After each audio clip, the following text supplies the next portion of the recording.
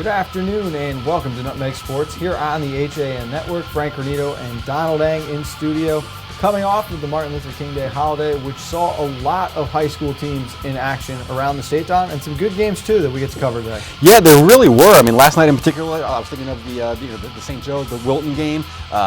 Xavier and Canaan in action there yesterday. A lot of really exciting games around the state and a lot of out-of-conference matchups also. That Xavier New Canaan boys hockey game was the number 2 and the number 4 team in the state, despite outshooting Xavier 32-16. The Rams fall 3-2 in that game, and we were talking about this off the air this morning. If on the bus you're sort of looking around at the goalie like, you let up 3 goals on 16 shots, what are you doing?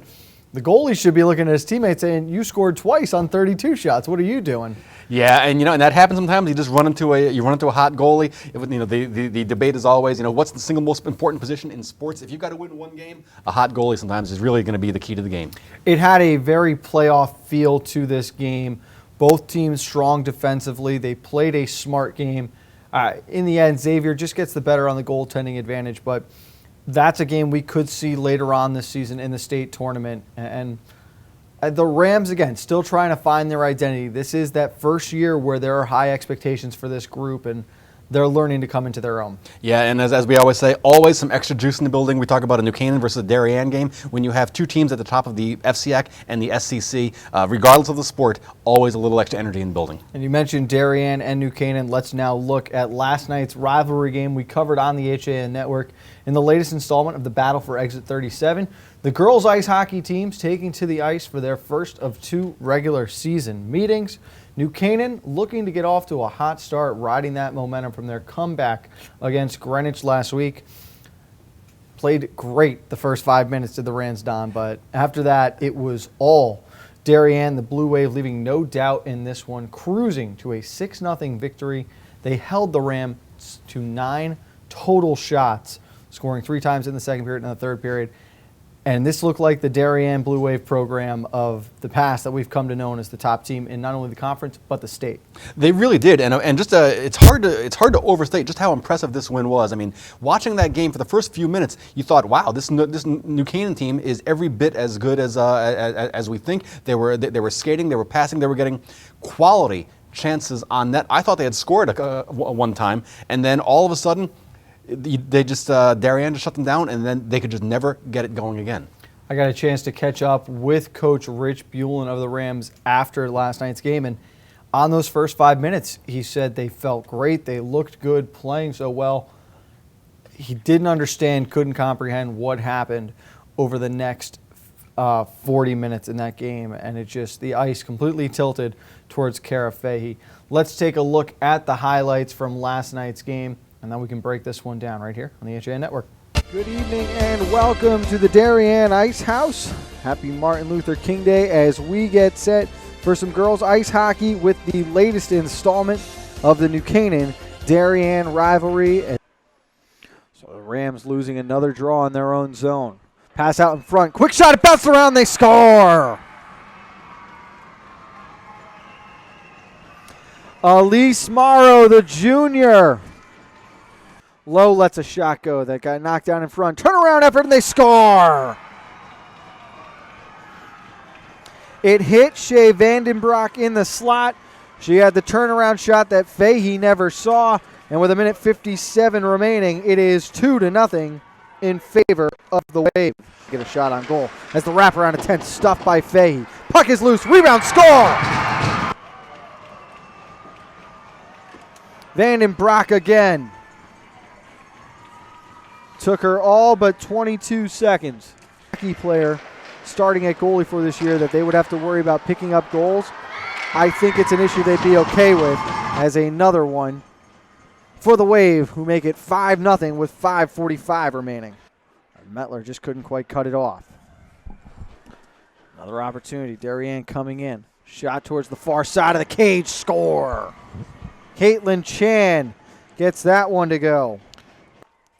5 seconds in the corner. A couple players lose an edge and go down. Now it's Chan working out from the front of the net. The save is made, and that will do it. Not the way the Rams drew it up. 6 for Darien, nothing for New Canaan. So looking at the scoring now, Shea Vandenbroek led all the scorers. She had 3 points, 2 goals, 1 assist for the Wave. Cassidy Schiff with 2 assists. The senior goaltender, Emily Giannunzio, picking up her 3rd shutout this season. It was the Wave's 4th straight victory. And Don, we talked about the goalie matchup yesterday. By no means did Kara Fahey play poorly. I thought she did a good job against a very tough Darien offense. But this might have been the easiest win of Giannunzio's career. Yeah, when you get a shutout and only making 9 saves, and a lot of them were, other than the first 5 minutes where New Canaan got some quality chances, not really a lot for Giannunzio to do. Morrow also picked up a goal. Corinne Beville, Kit Eriks, and Caitlin Chan, all the other scorers along with Shea Vandenbroek. For me, though, I thought the biggest difference in this game, the depth. New Canaan's offense needs to be their strength this year. They bring back their top players with Brooke Dean and Gianna Bruno. Jess Eccleston, as a defenseman, will join the rush at times, too. The best player on the ice all night was Kiki Tropsa, the Darien defenseman. And at no point in time did you feel that the New Canaan offense had anything going against the Darien defense. Right, and then and I wonder from a coaching perspective, what can you do? I mean, that's one of those things where this Darien defense, they're aggressive, they skate well, and if you happen to get by them, you got a strong goalie in the net. So definitely a major challenge for New Canaan and anyone else playing this Darien Wave team the rest of the year. And it's interesting because just yesterday even we were talking about, this is now Greenwich who's in charge of the conference. Darien, New Canaan going to be struggling to find their identity, could be looking at a 2-3 matchup. You watched this game last night. This is a Darien team that looks like they can cruise through anyone when they play the game they want to. Skated so much better than New Canaan, controlled the puck well, and just much smarter with the way they attacked. But looking at New Canaan now, the offense obviously needs to step up. For this group, if you were to tell them at the start of the year, you're going to struggle early on, but it'll be because you're not scoring goals. I think anyone in that locker room would have said, okay, well, that means that our rookie goaltender who's been playing hockey now for 3 weeks is doing pretty well. So there's plenty of room for improvement, and the tide can turn relatively quickly. But at some point in time, someone needs to step up as a leader in that locker room and get things going. Well, not only that, but as you mentioned with New Canaan needing the strength of their team to be on offense, you can't turn the puck over. That was something that just killed New Canaan all night long, and we credited Darien's defense with that, but you cannot give up the control of the puck when you have it. That's when you get 9 shots on goal for an entire game. Turnovers were really, really tough. And again, second straight game in a row now, they could not clear the zone. They were struggling along the boards with the wingers. The Darien defense saw that Greenwich game. They continued to pinch down, and that led to several of the goals where Fahey was just under siege. You had 2, 3, 4 opportunities and unmarked players at the front of the net, and that was what led to arguably the last 3 goals in this game. Yeah, it was sustained pressure just all around the net for the last 2.5 periods of the game. And now, of course, we look forward to February 1st, where Darien and Greenwich rematch. That will be a very exciting one, of course. Greenwich winning the first matchup between Darien and the Cardinals, 3-1 this year. In other girls hockey action yesterday, the Wilton Norwalk McMahon girls team defeated Trumbull by a final score of 9-5. Shannon McAvini and Caitlin Hocker each netted a hat trick. Megan Lane scored twice, and Alyssa Lachek rounded out the scoring for NWM. Trumbull's Erin Owens also registered a hat trick in this game. Mackenzie Meany added 2 goals as the Eagles' offense just could not keep up in the barn burner from Shelton Rinks. Yeah, 14 goals. That's quite a high scoring game there. As you mentioned, just a combination of Trumbull offense and Wilton Norwalk McMahon's defense. Just too much for Trumbull. 3 players with a hat trick in this game. 3 hat tricks. You'd like to see that all season No long. naturals, though, I don't think. No, I don't believe there were any natural hat tricks. Don, let's take our first break. When we get back, we've got a couple stories from around the county that we're going to take a look at. And, of course, we've got a preview of tonight's girls basketball game, the Ludlow Falcons at the undefeated Trumbull Eagles. All that coming up next right here on the HAN Network.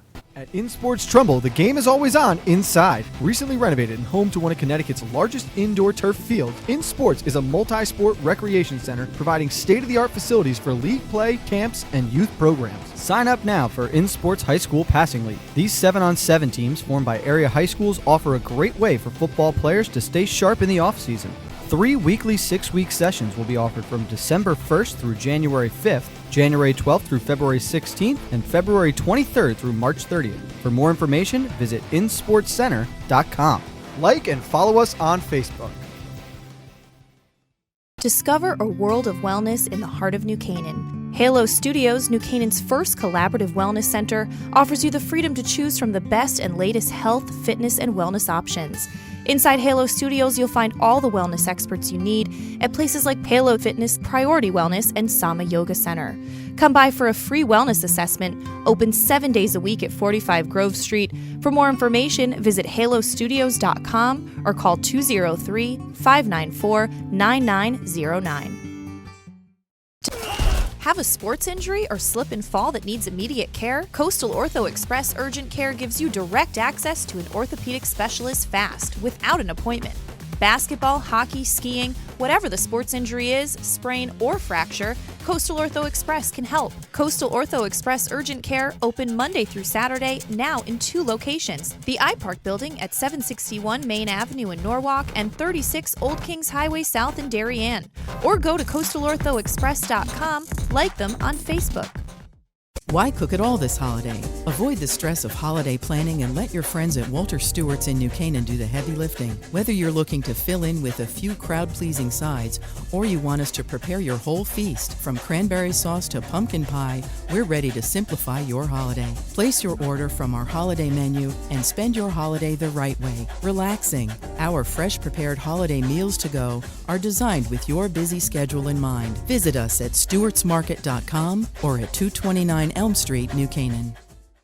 Are you ready for winter? Ski and Sport has everything you need to be fully outfitted for the season. A family-owned and operated business with over 40 years of experience, Ski and Sport's 3 convenient locations in Fairfield County offer top-quality, high-fashion ski and winter wear. In addition to clothing for men, women, and children, we also offer seasonal rentals for the entire family. Stop by our stores on 1 Ethan Allen Highway in Ridgefield, 877 Post Road East in Westport, and at 110 Main Street in New Canaan. Or visit us at skiandsport.net.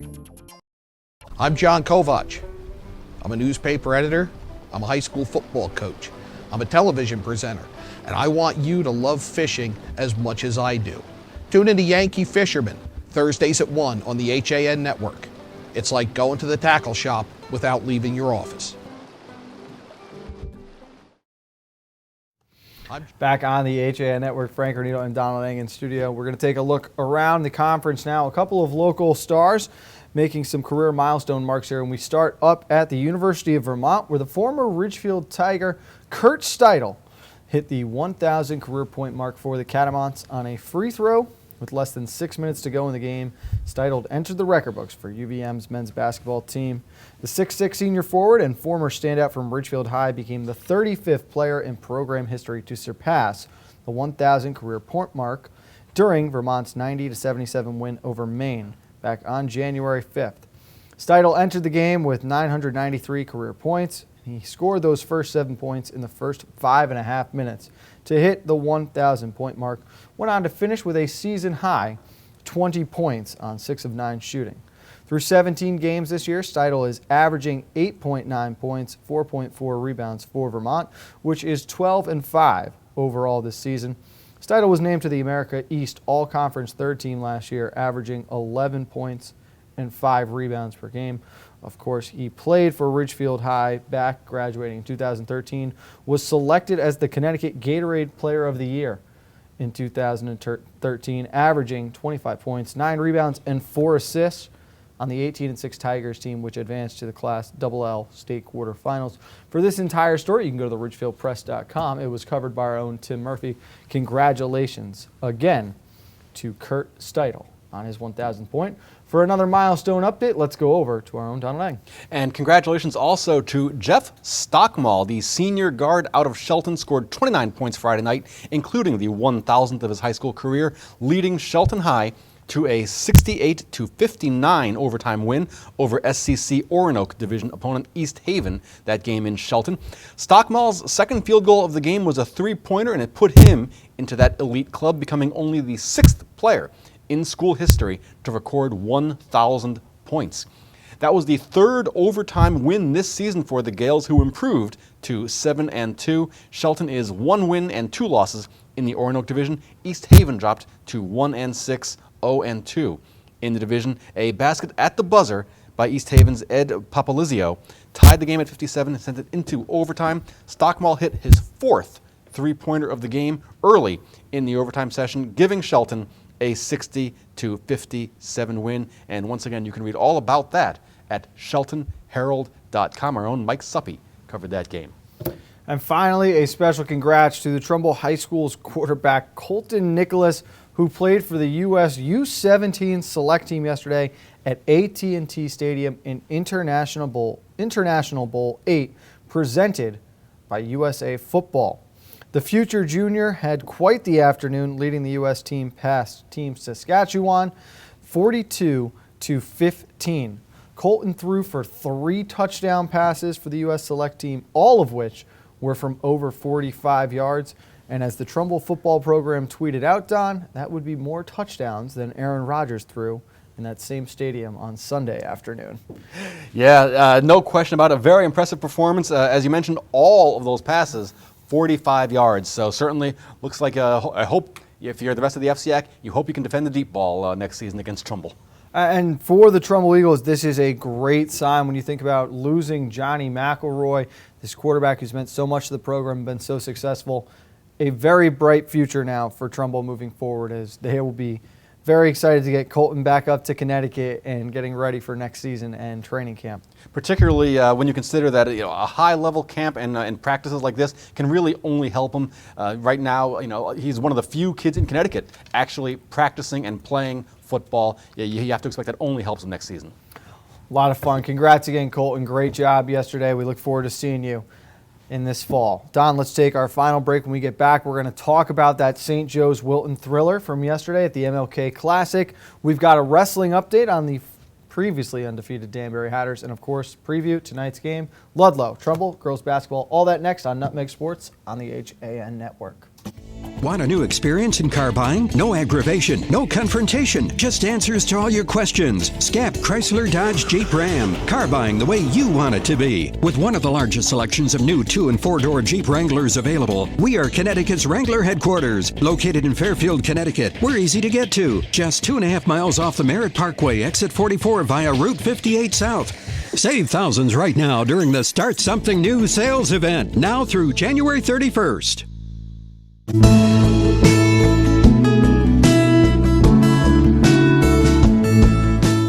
At the Milford Bank, we offer an extensive selection of lending products and services to meet virtually any need. Submit your application online in our Mortgage Web Center. Start to finish, you can apply for a loan in as little as 10 minutes. Our knowledgeable and helpful staff are available to meet with you at your convenience. To learn more about what we can do for you, stop by one of our Milford Bank offices or visit us at milfordbank.com. The Milford Bank, always there. Member FDIC, Equal Housing Lender. While there's still a bite out on the water, most anglers have decided to stow the gear for the winter. Just because Mother Nature isn't cooperating doesn't mean you can't see the latest models of all your favorite gear. With 2 convenient locations, it couldn't be easier to get your fix of summer. Boater, beach bum, fisherman, or simply love the New England coast, this is a unique place to shop. The Dock Shop, 51 Tokenique Road, Darien, 609 Riverside Avenue, Westport, or on the web, dockshop.com. It's all about meeting goals this year, and Trinity CrossFit of Ridgefield has experienced trainers, top-of-the-line equipment, and a newly renovated space to help get you there. Offering more classes per day than any other CrossFit gyms in the area, we cater to all fitness levels. Our coaches have a combined 10 years of experience in CrossFit, and as competitors themselves, Trinity coaches can get you ready for competition in 2017. Visit our convenient location on Route 7, Danbury Road, or find out more at trinitycrossfit.com. It's all about meeting goals this year, and Trinity CrossFit of Ridgefield has...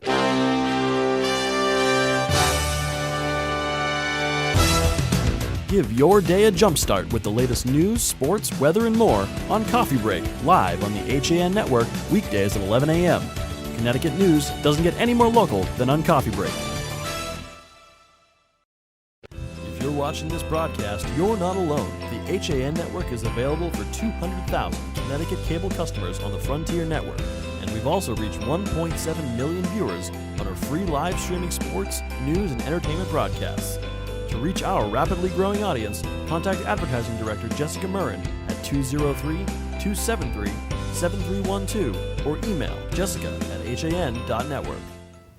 Welcome back to Nutmeg Sports on the HAN Network. Frank Granito and Donald Eng, and we go back to yesterday's opening game of the MLK Classic, from Webster Bank Arena. Undefeated Wilton, 7-0 coming in against the St. Joe's Cadets. St. Joe's led through the first 3 quarters, Don, before Wilton finally able to stage a comeback and hold on for a 62-61 victory. Impressive from the Warriors yesterday. Yeah, no question about it, especially when you consider that the Warriors had really been blowing teams out. They hadn't played a close game almost at all this season. You wondered, could they be tough when they had to be? Could they come from behind when they had to? And the answer was a resounding yes to both of those. The game was close all the way down the stretch, tied with 2:15 remaining, but then the Warriors started getting to the free throw line where they would pick up the winning points, leading 62-59 with 10 seconds to play. Wilton, forced the Cadets to foul one more time off a steal. Telfar came back then, hit a layup. Wise seeing the Warriors, a well-coached team, not fouling and allowing the 2-point bucket, leading by 3. And that's where the game would finish there. I spoke with Coach Garriak a little bit afterwards, and you could just sort of get that sense of relief and able to exhale after surviving that one. And as you mentioned, how about the discipline by the Warriors with a 3-point lead? I mean, yes, we know it's a 3-point lead and all, but still, when the clock's ticking down and a player is driving past you, the urge to just try and reach out and get in front of them has to be overwhelming. The Warriors maintain discipline, maintain composure, come away with a 1-point win. Bill Blacksman of the Trumbull Times, one of our correspondents, was there yesterday, and when we spoke with him last night, he talked about how you could just see Wilton wasn't hitting their shots in the first half, struggling from behind the 3-point line. Then as soon as they get hot and they start hitting buckets, it's a team that can't be stopped. Whether you call a timeout, try to start fouling, they will continue to make shots once they heat up, and it's what has made them so successful this year. We will get our first look at those Wilton Warriors, the undefeated Wilton Warriors, 8-0 on Thursday when they host Fairfield Ward. Ward plays at West Hill tonight. They are hoping to remain undefeated as well heading into that Thursday night game. Yeah, a great matchup, as we get into kind of the middle portion of the season. Ward versus Wilton. Fingers crossed we get the game we're hoping we do. Don, in the past decade, we've seen a rivalry brewing in Connecticut and Vermont wrestling between Danbury and Mount Anthony of Vermont. In this year's the rivalry wrestling match between the two schools, the Hatters fell to one of the top programs in New England, 31-23. In what is always a tightly contested and hard-fought battle, the Hatters just came up short, suffering their first loss of the season, despite individual wins from Sean Williams at 138 pounds, A.J. Kovacs 145, Andrew Marquis 220, Ryan Jacks 106, and Jacob Camacho 120. We will get to see the Hatters in just 8 days when they wrestle against Fairfield Ward. We're very excited to see them. Obviously, an out-of-state loss is not going to affect the Danbury team too much. I don't think they have any reason to hang their head after a tough loss yesterday. No, you wouldn't think so. Danbury remains undefeated in the FCIAC, topped the West Division with a record of 4-0. Overall, 6-1, but 6-0 against Connecticut competition. Ward also off to a strong start, 4-1 on the year, 2-0 in the FCIAC. Ward actually on top of the East Division by a game over Norwalk. West Hill and Trumbull also still undefeated in conference play in the West Division. So, as always, they just continue to churn out wrestlers at Danbury. Very excited for that wrestling match next week. We expect to see a lot of those players in the finals come February from Fairfield Ward and from Danbury. Finally now, let's take a look ahead. You've got Fairfield Ludlow at undefeated Trumbull tonight in girls basketball. Let's talk about some of the keys to tonight's game. Dom, why don't you take us through them? Well, on paper, you would have to favor Trumbull in this game. For Ludlow, what you're going to have to do, first of all, box out. Get the rebound and try and move the ball up the court. Be smart with the basketball. Trumbull is a very aggressive defensive team. Ludlow's got to limit the turnovers, take high percentage shots, and then very importantly, make their free throws. So I would call those the keys to the game for Ludlow. Move the ball, get to the basket, try to get Trumbull in foul trouble because they are, as we said, a very aggressive defensive team. Very aggressive. One of those teams we're going to see run the press for the entire length of the game. Kevin Coleman talked about Trumbull slowing down a little bit, not trying to rush the offense. I think in a game like this where you've got a team that's coming in struggling, I try to get up big early. I think you want to score as much as possible, force Ludlow out of their element. Don't allow them to get comfortable, especially in a game on your own home court. And that also is the best way to break out the offense. I think if you're struggling, it's not a matter of letting the game come to you. You need to be aggressive and go after it. For the Falcons, and again, it seems as though that at 1-6, 1-9, completely outmatched, don't have a chance in this game. Don't let the record fool you. This is a very hard-working team. And as we've learned, Don, on any given night in the FCIAC, anyone is susceptible to a loss. Well, yeah, and in 1-9 overall, 1-6 in the FCIAC, but about 4 of those games were by about 5 or 6 points. So it's not like Ludlow has been competitive and they've played hard in all of their games. They just seem to have that crucial turnover. They've missed some free throws. The kind of little things that a team learns about as they kind of try to come together. So I expect this game to be more competitive than you might think. And you talked about those turnovers. This will be a key one because Ludlow has hung around with teams, has been able to keep games close. If it's that kind of a situation, turnovers, free throws are going to be the difference maker. Who has less, who makes more down the stretch will determine who wins in this one. That's all I've got on the script today. All right, well, I guess in that case, we will see you in Trumbull. That sounds good. We'll see you tonight at Trumbull, 6:45. We'll have pregame coverage for you, 7 o'clock. Tip-off, Don, you are off tomorrow afternoon, but you're back on Thursday. We will see you then. We'll have a full preview ready for that Wilton and Ward Game of the Week. Looking forward to it. For Donald Eng, I'm Frank Granito. We'll see you tonight at Trumbull. Don't forget, tomorrow, coffee break at 11 a.m. with Kate Chaplinsky, CT Pulse with Josh and Kate, 12:30. And as always, Nutmeg Sports at 2 right here on the HAN Network.